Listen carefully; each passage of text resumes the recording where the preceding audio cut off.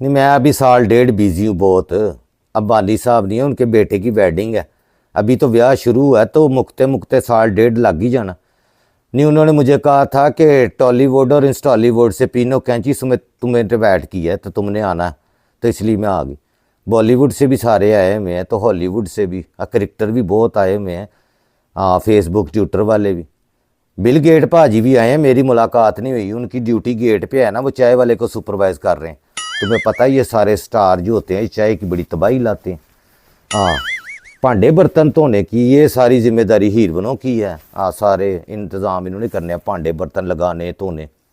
हाँ, देगे दुगे ये पका रहे हैं। आमिर खान, सलमान खान, शाहरुख खान, सैफ अली खान, ये सारे देगों पे ड्यूटी है। देगे बहुत सोहनी पकाते हैं शाहरुख भाई। हाँ जी।